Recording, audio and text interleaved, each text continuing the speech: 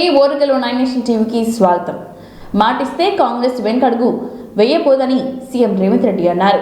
సోనియా గాంధీ మాటిస్తే అది శిలాశాసనమని చెప్పారు. సెక్రటరియట్లో 200 యూనిట్ల ఫ్రీ కరెంట్, 500 రూపాయలకి గ్యాస్ సిలిండర్ పథకాలను సీఎం రేవంత్ రెడ్డి ప్రారంభించారు. ఈ సందర్భంగా మాట్లాడిన ఆయన ఇచ్చిన మాటను ప్రకారం హామీలు అమలు చేస్తామని చెప్పారు. పేద ఇళ్లలో వెలుగులు నింపుతున్నామని అన్నారు. చేవెళ్లలో లక్షల మంది మహిళల ముందు 2 గ్యారెంటీలను ప్రారంభించాలనుకున్నాం. కానీ మహబూబ్ నగర్ జిల్లా స్థానిక సంస్థ ఎమ్మెల్సీ కోడ్ వల్ల చేవెళ్లలో ప్రారంభించలేకపోతున్నామని అన్నారు రేవంత్. అందుకే సెక్రటరియట్లో 2 గ్యారెంటీలను ప్రారంభిస్తామని చెప్పారు సీఎం. పేదలకు గ్యాస్ సిలిండర్ ఇవ్వాలన్న ఆలోచన కాంగ్రెస్ దేనని సీఎం రేవంత్ రెడ్డి అన్నారు. ఆనాడు దీపం పథకం కింద మహిళలకు 400 రూపాయలకే కాంగ్రెస్ గ్యాస్ సిలిండర్ ఇచ్చిందని, బీజేపీ వచ్చాక గ్యాస్ సిలిండర్ ధర 1200కు పెరిగిందని, ఆర్థికంగా ఇబ్బందులు ఉన్నాయని అన్నారు. 500 రూపాయలకే గ్యాస్ సిలిండర్ ఇస్తున్నామని చెప్పారు. తాము ఇచ్చిన హామీలను నమ్మే ప్రజలు కాంగ్రెస్కు ఓటేశారని, ఇచ్చిన హామీలు ఒక్కొక్కటిగా అమలు చేస్తున్నామని తెలిపారు. ఇస్తా అని మాట ఇచ్చి తెలంగాణ రాష్ట్రం ఇచ్చిండ్రో అదేవిధంగా తెలంగాణ రాష్ట్ర ప్రజలకు 6 గ్యారెంటీలను నేను హామీ ఇస్తున్నా. వాటిని తప్పకుండా అమలు చేసి తీర్తాము అని చెప్పి శ్రీమతి సోనియా గాంధీ గారు తుక్కుగూడలో రాజీవ్ గాంధీ ప్రాంగణంలో తెలంగాణ ప్రజలకు గ్యారెంటీ ఇవ్వడం జరిగింది. ఆ గ్యారెంటీలను నమ్మి ప్రజలకు శ్రీమతి సోనియా గాంధీ గారి మీద ఉన్న నమ్మకం, విశ్వాసంతో డిసెంబర్ 3 నాడు కాంగ్రెస్ పార్టీకి అత్యధిక మెజారిటీ ఇచ్చి రాష్ట్ర ప్రభుత్వం ఆర్థిక వెసులుబాటును అంచనా వేసుకొని నిజమైన లబ్ధిదారులకి పథకాన్ని అమలు చేయాలన్న ఆలోచనతోటి ప్రజాపాలన పేరు మీద గ్రామ సభలు నిర్వహించి మహిళల సమక్షంలో శ్రీమతి ప్రియాంక గాంధీ గారు కూడా సభకు హాజరయ్యి కార్యక్రమాన్ని ప్రారంభించాలి అని చెప్పి ప్రభుత్వం నిర్ణయించుకున్నది. ఈ కార్యక్రమాన్ని ప్రారంభించుకుంటున్నాము. మీకు అందరికీ తెలుసు, కట్టెల పొయ్యితో కష్టాలు పడుతూ కన్నీళ్లు పెడుతున్న ఆడబిడ్డల కోసం దీపం పథకం ద్వారా కష్టాలు తీరవడానికి ఆనాడు శ్రీమతి సోనియా గాంధీ గారే పేదలకు గ్యాస్ స్టవ్ సిలిండర్ ఇవ్వాలన్న ఒక గొప్ప పథకాన్ని ఆ రోజు యూపీఏ ప్రభుత్వం తీసుకొచ్చింది. ఆనాడు సిలిండర్ గ్యాస్ పొయ్యి సిలిండర్ ధర 400 రూపాయలకే మహిళలకు అందుబాటులోకి తీసుకొచ్చి పేదల కష్టాలు తీరవాలని ప్రయత్నం చేసింది. కాంగ్రెస్ పార్టీ తర్వాత అధికారంలోకి వచ్చిన భారతీయ జనతా పార్టీ నరేంద్ర మోడీ గారు దాదాపుగా సిలిండర్ ధరను 1200 రూపాయలకు తీసుకెళ్లడం జరిగింది. ఆ ధరను తగ్గించాలన్న ఆలోచన రాష్ట్ర ప్రభుత్వం చంద్రశేఖరరావు గారు ఏ రోజు ఆలోచన చేయలే. కేంద్ర ప్రభుత్వం పెంచినా కొద్దీ తనకు కూడా జీఎస్టీలో ఆదాయం వస్తుంది, ఇతర ఆదాయాలు వస్తాయని ఆదాయ వనరుగా మాత్రమే చూసిండు తప్ప ఏదైనా సబ్సిడీ ఇవ్వడం ద్వారా సిలిండర్ ఆడబిడ్డలతో మేమందరం కలిసి ఈ ఆనందంలో భాగస్వామ్యం కావాలి అని చెప్పి మంత్రివర్గ సహచరులు అందరూ కూడా చర్చించి నిర్ణయం తీసుకొని ఈరోజు ఈ కార్యక్రమాన్ని చీఫ్ సెక్రటరీ శాంతకుమారి గారు ఇక్కడ ఏర్పాటు చేసి అదేవిధంగా సివిల్ సప్లై రోజు ఈ పథకాన్ని ప్రారంభిస్తున్నాము. ఈ ప్రారంభోత్సవంలో మంత్రివర్గ సహచరులతో పాటు పాత్రికేయ మిత్రులు, పేదలు కూడా కొంతమంది లబ్ధిదారులు ఇక్కడికి రావడం జరిగింది. ఇది ఒక మంచి కార్యక్రమం. ఇంతకుముందే ఉప ముఖ్యమంత్రి ఆర్థిక ఇబ్బందులున్న పథకాలు అమలు చేస్తామని అన్నారు డిప్యూటీ సీఎం బట్టి విక్రమార్క. సెక్రటరియట్లో ఫ్రీ కరెంట్, 500 రూపాయలకే గ్యాస్ సిలిండర్ పథకాలు ప్రారంభోత్సవం కార్యక్రమంలో పాల్గొన్నారు. ఈ సందర్భంగా మాట్లాడిన బట్టి విక్రమార్క విప్లవాత్మక నిర్ణయాలు తీసుకుంటున్నామని చెప్పారు. బడుగు బలహీన వర్గాల కోసం కాంగ్రెస్ ప్రభుత్వం పనిచేస్తుందని చెప్పారు. దేశమంతా ఈ 2 గ్యారెంటీల కోసం ఎదురు చూస్తుందని, ఎన్ని ఇబ్బందులున్నా హామీల అమల్లో వెనుకడు వేయవమని చెప్పారు. ఆర్థిక పరిస్థితిని చక్కబెడుతూనే హామీలు అమలు చేస్తున్నామని అన్నారు. కాంగ్రెస్ 6 గ్యారెంటీలపై బీఆర్ఎస్ రోజు దుష్ప్రచారం చేస్తుందని విమర్శించారు బట్టి.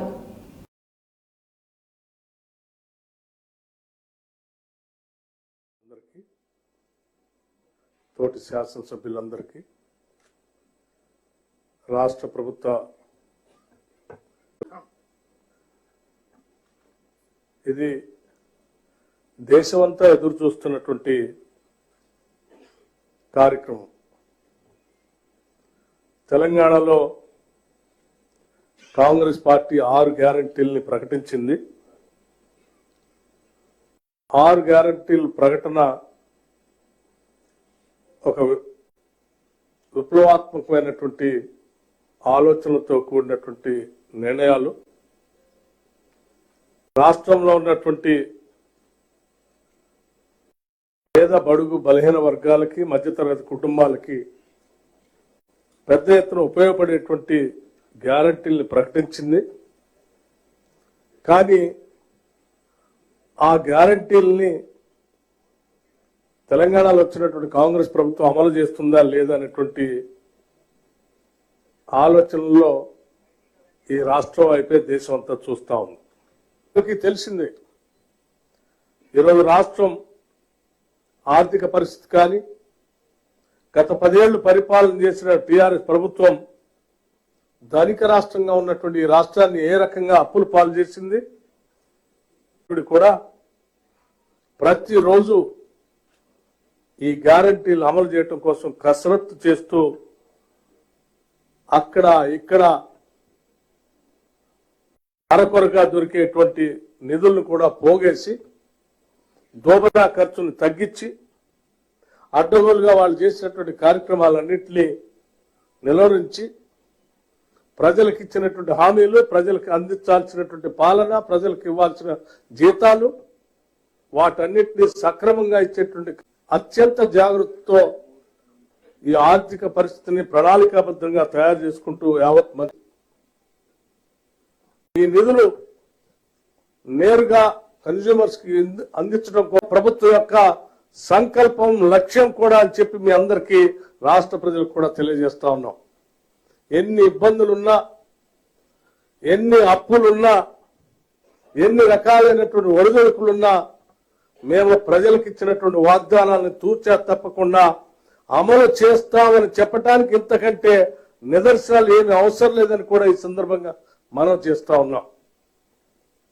200 యూనిట్లు వరకు రాష్ట్రంలో అర్హత కలిగిన అందరికీ ఉచితంగా కరెంట్ ఇచ్చేటువంటి కార్యక్రమాన్ని ఈరోజు ఈ సెక్రటేరియట్ నుంచి లాంచ్ చేస్తున్నటువంటి సందర్భంగా ఈ 2 కార్యక్రమాలని పొందేటువంటి లబ్ధిదారులందరికీ కూడా హృదయపూర్వకమైనటువంటి అభినందనలు తెలియజేస్తా ఉన్నాం. రాష్ట్ర చరిత్రలో ఈ రోజు శుభపరిణామం అని చెప్పారు మంత్రి ఉత్తమ్ కుమార్ రెడ్డి. 2 గ్యారంటీలు మహిళలు మర్చిపోలేని అద్భుత పథకాలని అన్నారు. తెల్ల రేషన్ కార్డులు ఉన్న ప్రతి కుటుంబానికి 6 గ్యారంటీలు అమలు చేస్తామని చెప్పారు ఉత్తమ్. గ్యాస్ సిలిండర్ ధర ఎంతున్నా 500 రూపాయలకే ఇస్తామని అన్నారు ఉత్తమ్ కుమార్ రెడ్డి. మర్చిపోలేని దినం. ఈరోజు మన ప్రభుత్వం నిరుపేదలకి, మహిళలకి, మధ్యతరగతి వాళ్ళకి 2 అద్భుతమైన పథకాలు ప్రారంభిస్తున్నాం. మొదటి పథకంలో గ్యాస్ సిలిండర్ ధర పెరుగుతూ పోయి నిరుపేదల, మధ్యతరగతి కుటుంబాల ఆర్థిక వ్యవస్థ చిన్నాభిన్నమైన అవుతున్న ఈ రోజుల్లో గ్యాస్ సిలిండర్ ధర ఎంతున్నా సరే తెలంగాణ రాష్ట్రంలో తెల్ల కార్డున్న వాళ్ళందరికీ కూడా గ్యాస్ సిలిండరు 500 రూపాయలకే మరి రేవంత్ రెడ్డి గారి నాయకత్వంలో కాంగ్రెస్ ప్రభుత్వం ఈ పథకం ఈ రోజు ప్రారంభించడం ఎంతో సంతోషకరమైన విషయం చెప్పి నేను మనవి చేస్తున్నాను. ఈ పథకం కింద ప్రజాపాలన కార్యక్రమంలో తెలంగాణ రాష్ట్రంలో గ్రామాన ప్రతి మున్సిపల్ వార్డులో అప్లికేషన్స్ తీసుకొని తెల్ల కార్డున్న వాళ్ళు ఎల్పిజి కలెక్షన్ ఉండి ఏ కారణంగా మిస్ అయిన వాళ్ళు వాళ్ళకు కూడా అర్హత కల్పిస్తామని చెప్పి ఈ సభాముఖంగా మరి విలేకరులందరికీ కూడా నేను మనవి చేస్తున్నాను. మరి దీనికి అవసరమైన ఏదైతే పేమెంట్ ఉన్నదో 500 రూపాయలకు మించి గ్యాస్ సిలిండర్ ధర రాష్ట్ర ప్రభుత్వం ఆయిల్ కంపెనీస్ కి ఇచ్చి మరి వాళ్ళ ద్వారా కన్స్యూమర్స్ కి, బెనిఫిషరీస్ కి వైట్ కార్డ్ హోల్డర్స్ ఉండడం తప్పనిసరి. అదేవిధంగా ఇప్పుడు బెనిఫిషరీస్ లిస్ట్ లో లేకున్నా తెల్ల కార్డు ఉండి ఎల్పిజి కనెక్షన్ ఉండి ఏ కారణంగా మిస్ అయినా తప్పనిసరిగా వాళ్ళని కూడా ఈ పథకంలో చేర్చుతామని చెప్పి సమాపంగా మనవి చేస్తూ ముగిస్తున్నాను. జై హింద్. మాజీ సీఎం కేసీఆర్ కొడుకుగా తప్ప కేటీఆర్కు ఎలాంటి గుర్తింపు లేదని విమర్శించారు కాంగ్రెస్ నేత బండ్ల గణేష్. కేసీఆర్ సపోర్ట్తో కేటీఆర్ రాజకీయాలకు వచ్చారని అన్నారు. కానీ సీఎం రేవంత్ల అలా కాదని ఓ పోరాట యోధుడని చెప్పారు. బీఆర్ఎస్ హయాంలో పెట్టిన చిత్రహింసలు, మానసిక క్షోభను అధిగమించి సీఎం అయ్యారని తెలిపారు.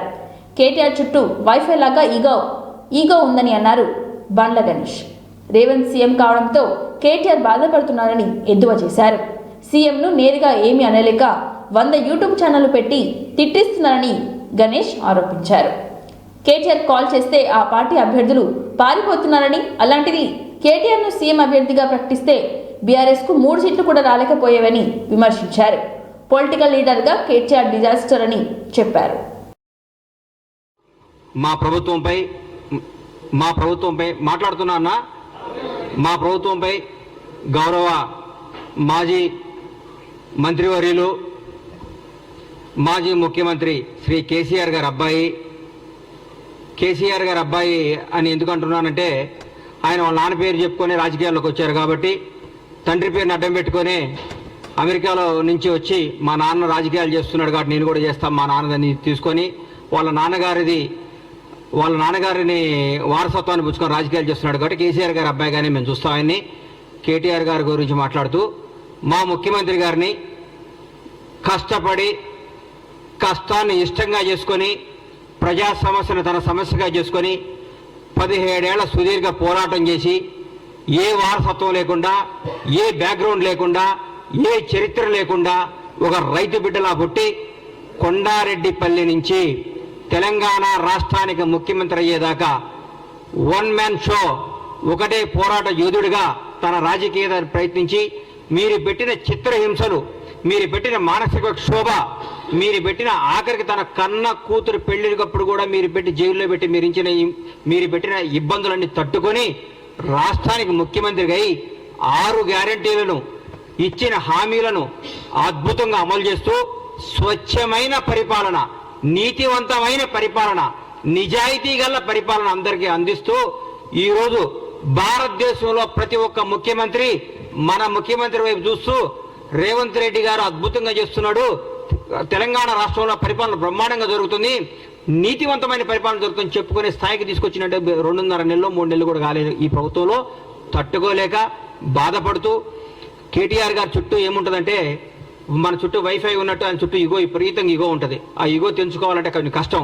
ఒకప్పట్లో చరిత్రలో బాలీవుడ్లో కొంతకాలం రాజేష్ ఖన్నా సూపర్ స్టార్గా ఉండేవాడు. ఆయన సినిమాలు ఫ్లాప్ అవుతున్నా కానీ ఆయన సూపర్ స్టార్ అనే భ్రమలో పెట్టారని పక్కన జనం అందరూ ఆయన్ని. తర్వాత అమితాబ్ బచ్చన్ వచ్చాడు, షోలో పెట్టాడు ఉన్నాడు. నేను కేసీఆర్ గారి అబ్బాయిని, తెలంగాణ రాష్ట్రం మాది, తెలంగాణ మేము సెంటిమెంట్ని మేమే కదా రగిలించుకొని మేమే దానికి పేటెంట్ తీసుకున్నాం కదా, మాదే కదా, నా దగ్గర రావట్లేదండి, నా నమ్ముకున్న వాళ్ళందరూ వెళ్ళిపోతున్నారేంది, నా అనుకున్న వాళ్ళందరూ లైఫ్లో సెటిల్ అయిపోతున్నారేంది, నాకు దూరం అయిపోతున్నారేంది, మానసిక క్షోభ. పొద్దున బీఆర్ఎస్ పార్టీ మాకేమన్నా ప్రత్యర్థిగా ఏమైనా మాట్లాడితే మేము ఆశ్రయాలంటే హరీష్ రావు గారు ముందుకు వస్తున్నాడు. హరీష్ రావు గారు మాకు ప్రత్యర్థిగా మా ముఖ్యమంత్రి గారితో మాట్లాడటానికి ఆయన సరిపోతుంది. ఎన్నికల్లో ఓడిపోతే రాజకీయ సన్యాసం తీసుకుంటానని అన్నారు బీజేపీ ఎంపీ బండి సంజయ్. మళ్ళీ ఏనాడు హిందుత్వం గురించి మాట్లాడబోనని చెప్పారు. కాంగ్రెస్ అభ్యర్థి ఓడిపోతే పొన్నం ప్రభాకర్ తన మంత్రి పదవికి రాజీనామా చేస్తారా అని సవాల్ విసిరారు. హుస్నాబాద్ ప్రజాహిత యాత్రలో మాట్లాడిన బండి సంజయ్ తనను ఆడిపోసుకోవడమే కేటీఆర్, పొన్నం ప్రభాకర్ పనిగా పెట్టుకున్నారని విమర్శించారు. తాను హామీల అమలుపై ప్రశ్నిస్తే దాడులు చేయడమే ఏంటని ప్రశ్నించారు. ఏమి తప్పు చేశానని తనను అరెస్ట్ చేస్తున్నారో చెప్పాలని అన్నారు. పొన్నం ప్రభాకర్ తల్లిపై తాను ఎలాంటి వ్యాఖ్యలు చేయలేదని అన్నారు బండి సంజయ్. పొన్నం తన తల్లిని అడ్డం పెట్టుకొని రాజకీయం చేస్తున్నారని మండిపడ్డారు. అయోధ్య అక్షింతలను రేషన్ బియ్యం అని అన్న పొన్నం మాట నిజం కాదా అని ప్రశ్నించారు. 6 గ్యారెంటీలు అమలు చేసే విషయంలో చూపెట్టు. 100 రోజుల లోపట దాదాపు 80 రోజులు అయిపోయింది. ఇదంతా ఈ గంభీరత్వము ఇదంతా కూడా 6 గ్యారెంటీలు అమలు చేసే విషయాలు చూపెట్టు చెప్తున్నా. సరే, ఇదే నువ్వు చెప్పిన వాదన మీద నువ్వు ఈ పార్లమెంట్ కలిసి సిద్ధమా చెప్పు. ఇదే నువ్వు చెప్తున్న వాదన చెప్తున్నా తప్పు మాట్లాడుతున్నావు కదా. నేను మా అమ్మ గురించి చెప్తున్నాను. నువ్వు ఏదో దీన్ని జిమ్మికులు చేసి యాక్టింగ్ చేస్తే నీ యాక్టింగ్ వాళ్ళు నమ్మరీడా. ఆ కేసీఆర్ గారు కేసీఆర్ కూడా నేర్చుకుంటున్నావు నువ్వు. నేనేమంటున్నా అంటే ఇదే వర్షన్ మీద నువ్వు ఎన్నికల్లో అభ్యర్థులు పెట్టు. చలో, నేను దాని మీదనే మాట్లాడతా. నేను రాముడి మాట అన్ని మాట్లాడతా. ఈ ఎన్నికల్లో నేను ఓడిపోతే చలో నేను రాజకీయ సన్యాసం తీసుకుంటా. ఈ ఎన్నికల్లో కాంగ్రెస్ పార్టీ ఓడిపోతే నువ్వు రాజకీయ సన్యాసం తీసుకుంటావా చెప్పు, మద్దతు సిద్ధమా చెప్పు. నువ్వు నేను రాజకీయ సన్యాసం తీసుకుంటే ఎన్నికల్లో ఓడిపోతే తీసుకుంటా, నేను వ్యాపారం చేసుకుంటా. ఏమంట ధర్మం గురించి మాట్లాడా, హిందుత్వం మాట్లాడా, ధర్మం మాట్లాడా, మాట్లాడా, నేను పక్క జరుగుతా, నువ్వు పక్క జరుగుతా, రాజకీయ సన్యాసం తీసుకుంటావా చెప్పారు. నేను మాట్లాడిన తప్పు నువ్వు భావిస్తే ఏదో చిత్రీకరించి నువ్వు క్రియేట్ చేసి దాన్ని నమ్మించే ప్రయత్నం చేస్తే, నువ్వు దానికి కట్టుబడి ఉంటే, నువ్వు పార్లమెంటు పోటీ చేసే అభ్యర్థి ఎన్నికలు ఓడిపోతే నువ్వు రాజకీయ సన్యాసం తీసుకుంటావా చెప్పు, నేను సిద్ధం దానికి. నువ్వు తీసుకుంటావా? నువ్వు 3వ ప్లేస్ ఎందుకు పోయినావు?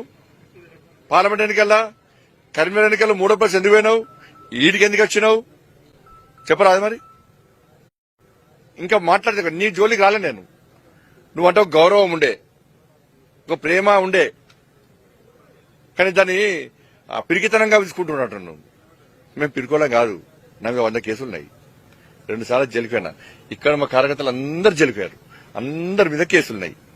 మీరు బీఆర్ఎస్ పార్టీ లెక్కనే ఇట్లా అహంకారంతో వ్యవహరిస్తా అంటే ప్రజలు అప్పుడు ఎట్లా తిరగబడతారో త్వరలో తిరగబడతారు. అతి త్వరలో అతి తక్కువ సమయంలో వ్యతిరేకత ఉన్నటువంటి పార్టీ కాంగ్రెస్ పార్టీ. ఉస్మానాబాద్ ప్రశాంతంగా ఉన్నది, మేము ప్రశాంతంగా ప్రజాహిత యాత్ర తీసుకుంటున్నాం.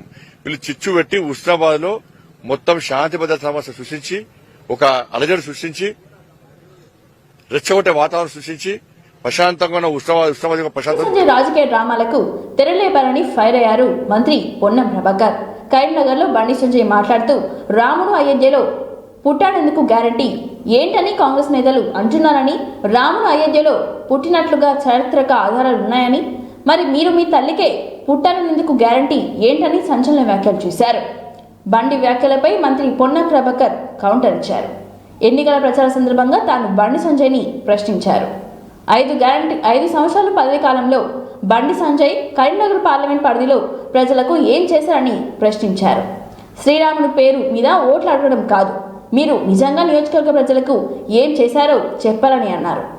రాముడి పుట్టుక గురించి, అక్షంతల గురించి తాను ఏనాడు అటువంటి మాటలను మాట్లాడలేదని అన్నారు మంత్రి. చెప్పి ప్రచారం కొనసాగించండి. శ్రీరాముడు పేరు మీద ఓట్లాడడం కాదు, మీరు నిజంగా ఈ నియోజకవర్గ అభివృద్ధి చేసి ఉంటే దాన్ని చెప్పమని అడిగితే నేనెన్నడూ అననటువంటి మాటలు, రాముడి పుట్టుక గురించి, అక్షింతల గురించి మాట్లాడి నా తల్లి జన్మకు సంబంధించిన మాట్లాడి నేను సభ్య సమాజాన్ని కోరుతాను. అయ్యాల జన్మనిచ్చిన తల్లి, నా తల్లి కావచ్చు, ఇంకొకరు తల్లి కావచ్చు, రాజకీయాలు అడిగిన ప్రశ్న నియోజకవర్గ అభివృద్ధికి సంబంధించి అయితే అతను మాట్లాడిన మాట తల్లి జన్మను గురించి మాట్లాడుతూ ఉన్నాడు. సమాజం గమనించాలి, తల్లి పాత్ర ఎవరి తల్లి అయినా తల్లి. అటువంటి మాటలు మాట్లాడిన వ్యక్తి రాజకీయ డ్రామా చేస్తూ తిరిగి ఆ యాత్ర ఒక ప్రచారం రావాలనే ఆలోచనతో మళ్ళీ ఎవరు అడ్డుకుంటున్నట్టుగా ప్రచారం చేస్తున్నారు. మేమెవరూ అడ్డుకుంటలేము, ప్రజాస్వామ్యంలో యాత్ర చేసే హక్కున్నది. మీరు మాట్లాడిన మాటల్ని మళ్ళీ ఏమంటున్నారు, చట్టరీత్యా చర్యలు తీసుకుంటా ఉన్నారు. ప్రజలే మనకు చట్టం, ప్రజాస్వామ్యమే మనకు చట్టం. ఈ ప్రజల ముందు నేను అడుగుతాను, అమ్మ, ప్రతి బిడ్డకు జన్మనిచ్చుంటారు ఒక తల్లి. నా తల్లి జన్మ గురించి మాట్లాడుతూ ఉన్నటువంటి అతని పట్ల ఒకసారి ఆలోచన చేయండి. ఇది ఏ మాత్రం రాజకీయాల సబబు ఈ విధంగా మాట్లాడడం. భార్యకు మంగళసూత్రం కడతారు, అటువంటి మంగళసూత్రం అమ్మి ఎన్నికలకు గెలిచిన అనే వ్యక్తి. అసలు రాముడు అంటే, శ్రీరాముడు అంటే ఎంత గౌరవము. ఆనాడు అయోధ్య రాముడిగా సీతమ్మ కోసం జరిగినటువంటి కష్టము, లేదా రాముడు తల్లి తండ్రి మాట విలువించినటువంటి పరిస్థితి గురించి మాట్లాడే వీళ్ళు నా తల్లి గురించి మాట్లాడి తల్లి జన్మ గురించి మాట్లాడితే ఏం రాజకీయం? భారతీయ జనతా పార్టీ రాష్ట్ర కేంద్ర నాయకత్వం ఆలోచన చేయాలి. నేను వాళ్ళని అడుగుతా ఉన్నాను, మీరు ఇటువంటి నాయకునికి, ఇటువంటి మాటలకు, ఇటువంటి డ్రామాకు మీరు సమర్థిస్తున్నారు. 1వ తారీఖు నుంచి చెలో మేడిగడ్డ కార్యక్రమానికి పిలుపునిచ్చినట్లుగా బీఆర్ఎస్ వర్కింగ్ ప్రెసిడెంట్ కేటీఆర్ ప్రకటించారు. 150 మంది నుంచి 200 మంది బీఆర్ఎస్ ప్రతినిధులతో ఈ కార్యక్రమం నిర్వహించినట్లుగా కేటీఆర్ వెల్లడించారు. నేడు తెలంగాణ భవన్లో మీడియా సమావేశం నిర్వహించారు. ఈ సందర్భంగా కేటీఆర్ మాట్లాడుతూ తెలంగాణ భవన్ నుంచే మేడిగడ్డ కార్యక్రమాన్ని నిర్వహిస్తామని తెలిపారు. కార్యక్రమంలో తొలి రోజు కాళేశ్వరం వెళ్తామని తెలిపారు. ఈ కార్యక్రమంలో ద్వారా కాళేశ్వరం ప్రాజెక్టు సమగ్ర రూపాన్ని తెలంగాణ ప్రజలతో పాటు ఆరోపణలు చేస్తున్న వారికి చూపిస్తామని కేటీఆర్ చెప్పారు. ప్రజలకు వాస్తవాలు తెలియజేసేందుకే ఈ మేడిగడ్డకు వెళ్తున్నట్లుగా చెప్పారు. కాళేశ్వరం అంటే ఏంటో సజీవంగా చూపిస్తామని కేటీఆర్ అన్నారు. విడతల వారీగా కాళేశ్వరం ప్రాజెక్టును సమగ్రంగా సందర్శిస్తామని తెలిపారు.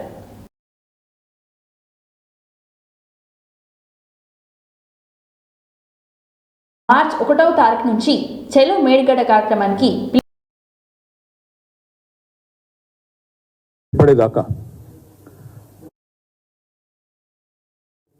56 నుంచి 2014 దాకా 58 ఏళ్ల పాటు 2 ప్రధానమైన నదులు కృష్ణ, గోదావరి మీద ఆనాడు ఒకసారి కాదు అనేక సార్లు పక్క రాష్ట్రంలో బీజేపీ గవర్నమెంట్ ఒకవైపు చిల్లర మాటలు మాట్లాడుతూ ఒక 3-3.5 వేల కోట్ల బరాజుని అందులో 80 రైతాంగానికి కూడా నేను విజ్ఞప్తి చేస్తా ఉన్నా. ఆనాడు ప్రాణహిత చేవల్ల అనే ఓ ప్రాజెక్ట్ నాడు కాళేశ్వరం ద్వారా ఎజెండా మనం ఆలోచనలో పెట్టుకున్న కార్యక్రమం. శివాలయంలాగా శిథిలమైపోయిన శ్రీరామ్ సాగర్ కూడా ఈరోజు జల కళతో జీవం పోసుకున్నది అంటే దానికి ముమ్మాటికి కారణం కాళేశ్వరమే. ఈ వాగులో మెదక్ జిల్లాలోని ప్రస్తుత సిద్దిపేట జిల్లాలోని కూరవెల్లి వాగులో కాళేశ్వరం జలాలకు బెనిఫిట్స్ ఉండే ప్రాజెక్టులు కట్టినప్పుడు జాతి ప్రయోజనాల కోసం అన్నపూర్ణగా మారిన మాట వాస్తవం కాదా? 24 లక్షల టన్నుల ధాన్యం సేకరించే తెలంగాణలో ఈరోజు 3.5 కోట్ల టన్నుల ధాన్యం పడుతున్న మాట వాస్తవం కాదా? తీసుకున్నాము. మన మార్చి 1 నాడు ఉదయం 8:30కు మా పార్టీకి సంబంధించిన శాసనసభ్యులు, అదేవిధంగా శాసన మండలి సభ్యులు, గౌరవనీయులైన పార్లమెంట్ సభ్యులు, మాజీ శాసనసభ్యులు, మాజీ ఎంపీలు, మాజీ ఎమ్మెల్సీలు, ఇంకా ఇతర ముఖ్యులు దాదాపు ఒక 150 నుంచి 200 మందిని ఇక్కడ నుంచి బయలుదేరిపోతాం. తెలంగాణ భవన్ నుంచి బయలుదేరి ఒక్క మేడిగడ్డ మాత్రమే కాదు, మొదటి రోజు మేడిగడ్డ పోతాం. ఆ తర్వాత తెలంగాణకు కామధేనువుగా ఉన్న కాళేశ్వరం ప్రాజెక్టును దశల వారీగా ప్రజలకు మళ్ళొక్కసారి ఆవిష్కృతం చేస్తూ వాళ్ళ మనసులో ఉండే అనుమానాలు నివృత్తి చేస్తూ కాళేశ్వరం అంటే ఒక బరాజ్ కాదు, ఎంత సమగ్రమైన ప్రాజెక్టో వారికి వివరించి ముందుకు పోతాం. సరే, ఇప్పుడు జరుగుతున్న కుట్ర గురించి కూడా మీకు చెప్పవలసిన బాధ్యత, ప్రజలకు కూడా చెప్పవలసిన బాధ్యత మా మీద ఉంది. ఎస్, దురదృష్టవశాత్తు మేడిగడ్డ బరాజ్లో 2-3 పియర్లకు నవంబర్ మాసంలో పగుళ్ళు వచ్చినాయి. కానీ ఇదే మొదటిసారి కాదండి, ఇదేదో చరిత్రలో ఎన్నడూ జరగంది, ఏదో మొదటిసారి జరిగింది కాదు. ఇది ఫరక్కా బ్యారేజ్ వెస్ట్ బెంగాల్లో ఫరక్కా బ్యారేజ్లో అండర్ కన్స్ట్రక్షన్ ఉన్నప్పుడే బ్రిడ్జ్ కొలాప్స్ అయింది.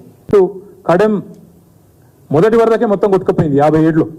మళ్ళీ పునర్నిర్మాణం చేసినారు. మరిన్ని వార్తలతో మళ్ళీ కలుద్దాం. చూస్తూనే ఉండండి ఓరగల్లు 9 నేషనల్ టీవీ.